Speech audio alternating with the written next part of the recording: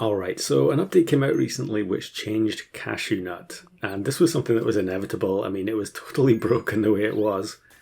But unfortunately, the change does mean that there are now a lot of builds that you can't make.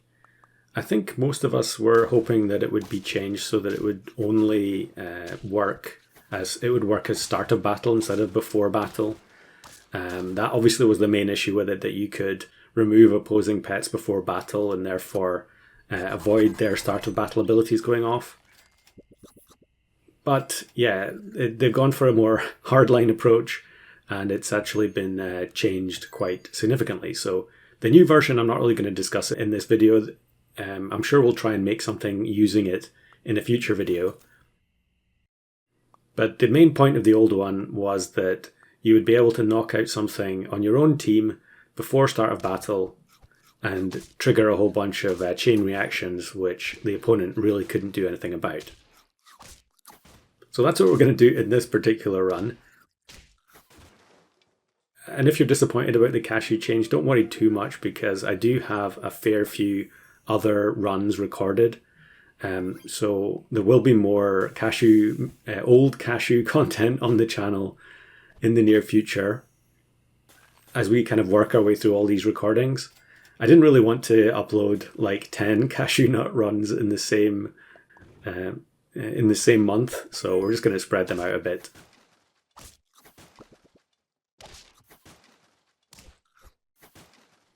Actually, in this particular one, we get the Cashew Nut on the flounder, and I should have moved it forwards so that it triggered the tack-in before battle, but we don't do it in this instance.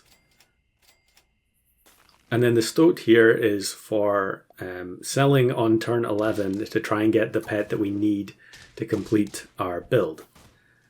Now, whether or not we get it in this particular run, I don't remember. I played a lot of games of this because although Cashew Nut definitely was pretty broken, if you're trying to set up an odd team, it can still be very awkward. And in this situation, it definitely was.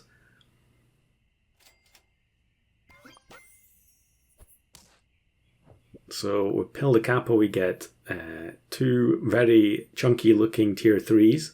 So we can actually just combine the Anteater. It looks like we're going to end up keeping it. I did have a particular team in mind for this, but there were a lot of pets that you could swap in and out. Really, tack-in was the main thing, because what we're going to try and do with the stoat is get a small one. So small one is one of the units that I was surprised to see fewer people, well, that I was surprised that hardly anyone was using with Cashew Nut. At least I don't remember seeing any. Because you can make it come back to life in before battle using Mushroom and actually knock out most of the opposing team quite consistently.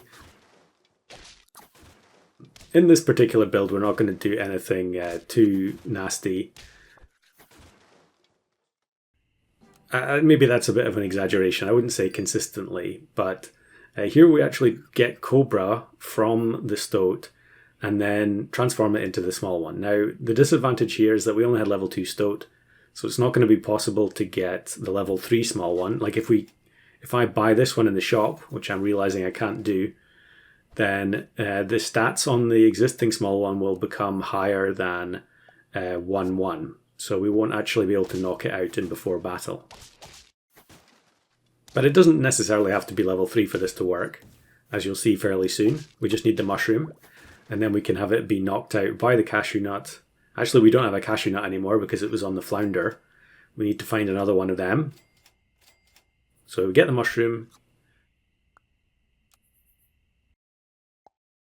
Mushroom small one is actually good with this anyway, because we're triggering the tack-in a ton of times because we hit the Anteater. Here the tack-in actually gets triggered by the bus as well. And the combo of small one plus Wolverine is pretty devastating already. Would just be nice if there was a way to protect the Wolverine a bit. I think I'm sure I must have had Potato in this pack, but I haven't actually been paying attention to the contents. I'm sure I was changing the contents very frequently. But yeah, we could also just put Mushroom on it to make sure that it survives. And yeah, small one hits the opponents for double damage, I think it is. But really the main thing that we're interested in is the number of activations it's going to give to the tack-in and also the fact that it triggers the pita bread, so we're guaranteed to get the health from it. So here we go, we get the cashew nut. We're actually on 9 wins already. Take the level up on the Wolverine. And now the whole combo should work in before battle. So it's a very big 4-squad team. We end up reducing their health way, way down. And the Takin becomes pretty massive. All the stat buffs go to the Takin from the ants. And we win with the double 1 HP survivor. Now that was only one round with the cashew combo actually working, so obviously I kept playing. And here we're going to sell the Stoat into a level 3 Wolverine. Now I think at this point I did consider just keeping the Wolverine and, making a Wolverine video instead. But since we got the level 3, I'm sure I'm actually just going to keep going and transform it as many times as we need to in order to get the small one. So first transformation is T-Rex. Not perfect, but it is going to give our Triceratops some extra stats. Here's Rev GT. Rev will be making another cameo later on in the video. I'm not sure what Rev was doing here, probably playing random packs. But it is a tie. Rev proudly sporting his 3rd place duel versus, what are those things called? Plaques.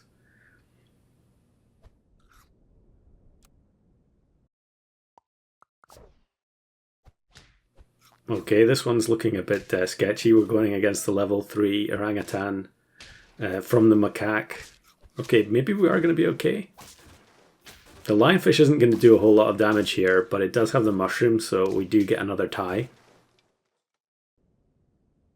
And there's a cashew nut. Okay, we do already have the cashew on the Takin here.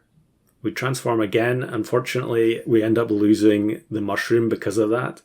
I really should have only been looking for chickpea instead.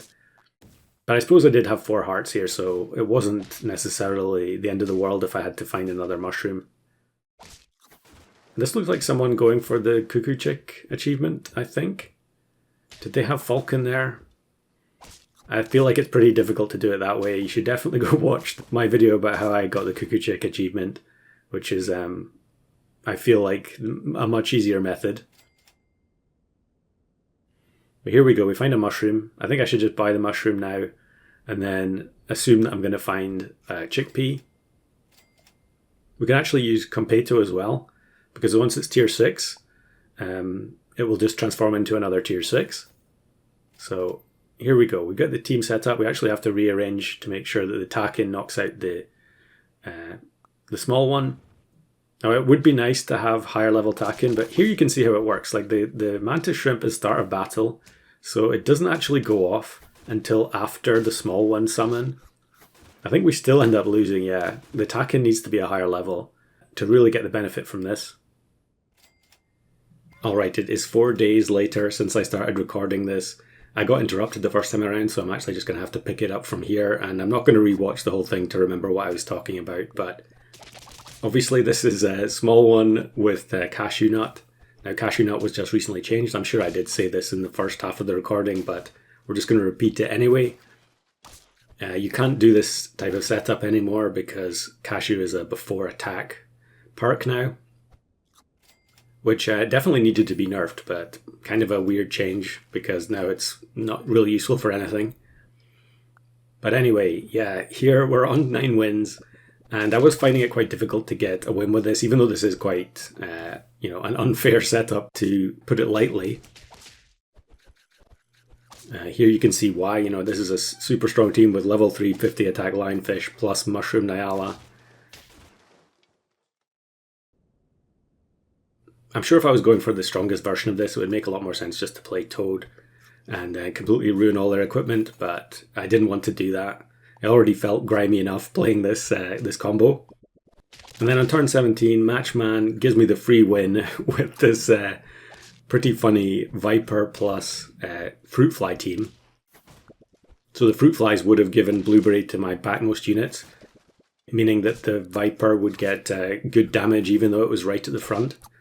But the Takin gets up to 50-50, and yeah, bit of a gimme, but we'll take those, especially when we're struggling to get an actual recording. So we've got some extra clips from this. There were quite a lot of games that got close to the end.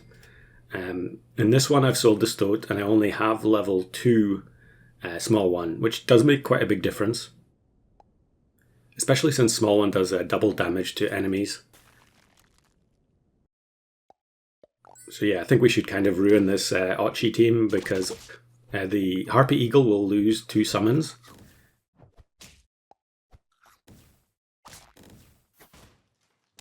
Actually, no, because it's a reset team. So it looked like we were going to be in great shape there, but the Harpy Eagle has its triggers reset. And we might be able to get away with a draw here. Yeah, it is a tie. So that looked like it was going to be a win, but Ochi had other ideas. Actually, Ochi uploaded a video today that mentioned me in the title, so I'll link that somewhere on the channel. I haven't had a chance to watch it yet, but I assume it's just a remix of another run that I've done.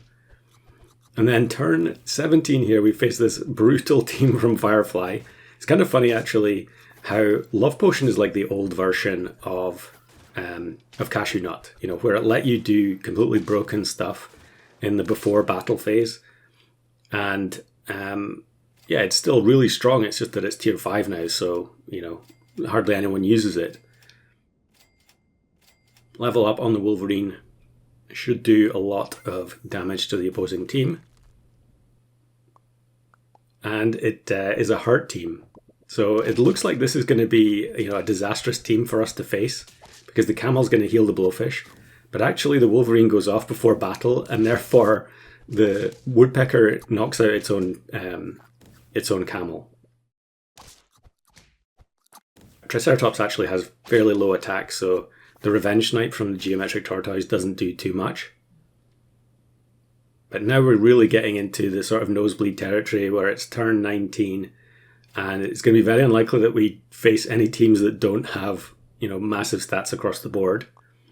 And then here we go, we face the Northern Wind. I believe this is someone I've actually gifted them packs in the past. And they completely destroy the team. Tanistropheus is such a toxic unit. It basically automatically beats a huge range of teams that rely on mechanics rather than just stats. So unfortunate there, but GG's all the same. You don't actually see too many people playing it, even though it is free. And I guess that's just because everyone loves chocolate, which is understandable. Here's another clip where this team just gets absolutely decimated in the before battle phase. We've also got the Ibex for additional stat reduction, maybe a bit of overkill. But sometimes the Wolverine, you know, being a delayed trigger, it can be a bit of a problem. And then look at this. We get matched with Rev, turn 14. My Takin uses up the Cashew Nut, which counts as losing a perk. And so it gets sniped by the Yeti Crab and weakened. And then the small one knocks it out. The chances of facing this like hardest of hard counters and it being Rev, that's got to be one of the most unlucky rounds I've had in recent memory.